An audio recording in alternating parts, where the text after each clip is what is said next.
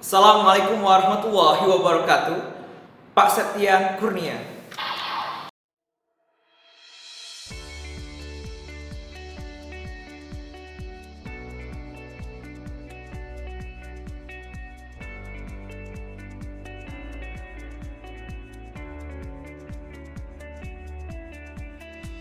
Baik, bismillahirrahmanirrahim. Assalamualaikum warahmatullahi wabarakatuh. Baik, hari ini kita akan belajar mengenai pertambangan pada materi geografi kelas 11 IPS ya. Oke, bukan tarik tambang ya, tapi pertambangan. Oke, hasil dari ilmu adalah tindakan, bukanlah pahlawan semata ya. Pak Septian, pahlawan kebenaran. Oke, selanjutnya let us pray together. Pray start.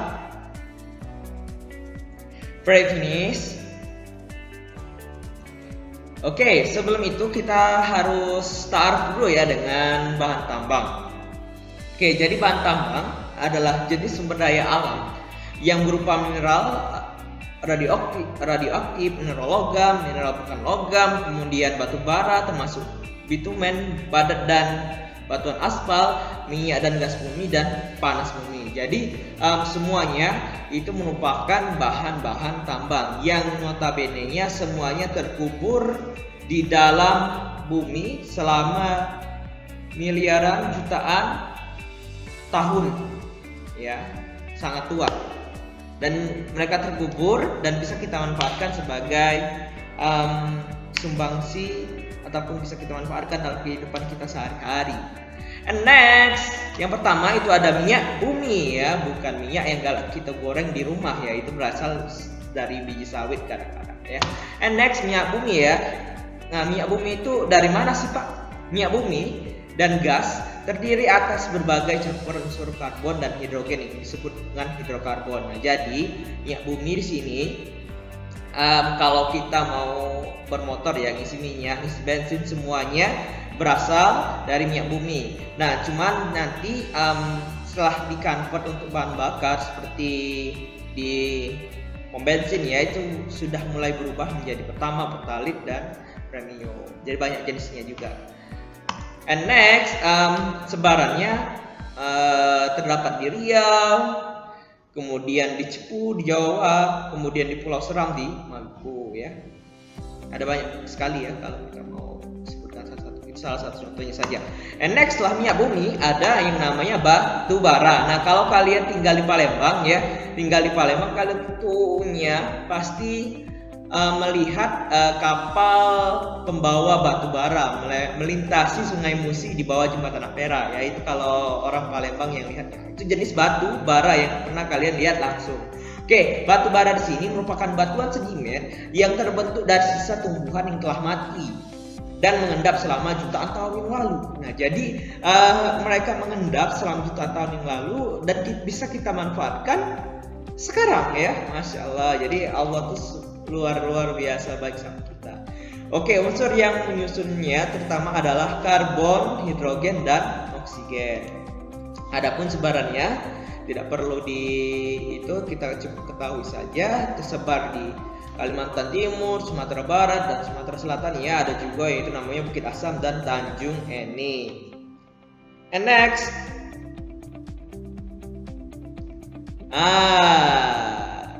ini ada emas dan perak ya. Kita bahas dulu emas, yaitu emas itu merupakan logam mulia yang bernilai jual tinggi sekarang ya. Masya Allah, siapa yang tidak kenal dengan barang yang namanya emas ini ya. Oke, kemudian emas ini banyak sekali ditemukan di seluruh Indonesia ya, termasuklah yang paling terbesar dan juga terbesar di dunia itu adalah PT Freeport ya, yang ada di kota Timika, Papua. Seterusnya ada di Kalimantan, Aceh, Sulawesi Utara, Riau, Bengkulu ya, di Lepong.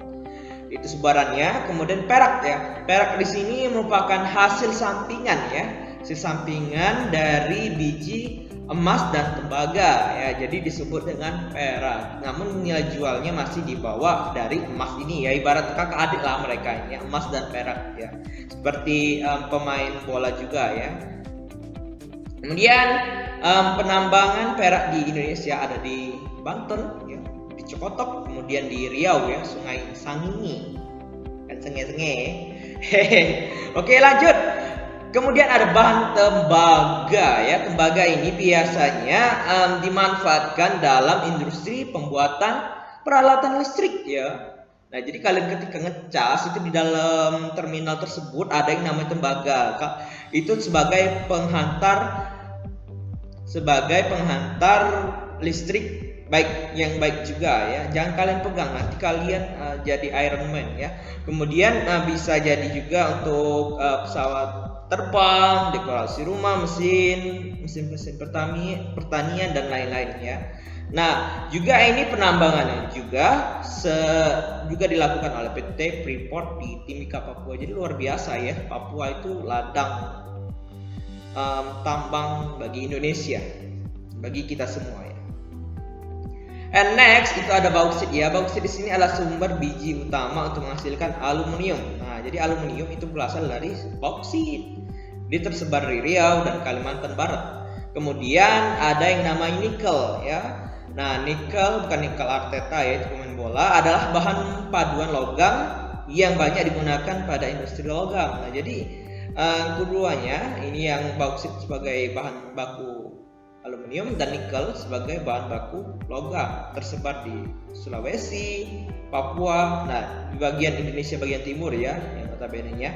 And next selanjutnya itu ada yang namanya timah. Nah, timah di sini adalah logam berwarna putih keperakan. Nah, jadi di sini dengan kekerasan yang rendah namun memiliki konduktivitas panas dan listrik yang tinggi. Jadi timah juga bisa menghantarkan listrik ya. Terdapat di Sungai Liat, Pulau Bangka, Manggara, serta Pulau Karimun ya.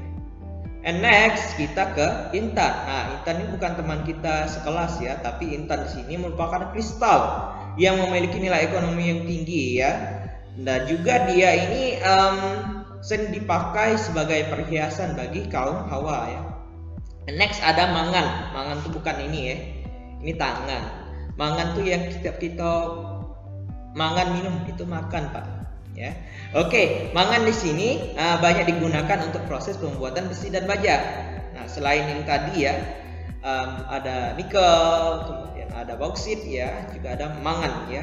Nah, mangan di sini juga di pembuatan keramik, gelas, sebagainya juga bisa dipakai sebagai bahan baku mangan ini ya, tersebar di Jogja, Jawa Barat dan Kalimantan Selatan. And next ada pasir besi ya. Pasir besi ini bukan Sandaime Hokage dari negara pasir ya, yang ada di Naruto ya, yang dibunuh oleh Sasori ya. Tapi pasir besi di sini manfaatnya luar biasa ya. Pasir besi ini dimanfaatkan sebagai industri logam.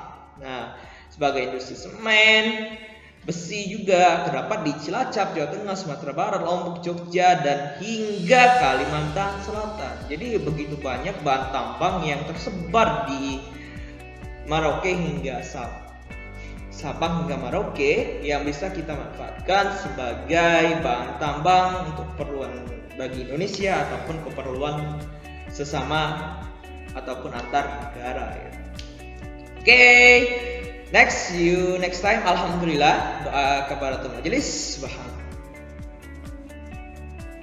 Oke, see you next time. Assalamualaikum warahmatullahi wabarakatuh.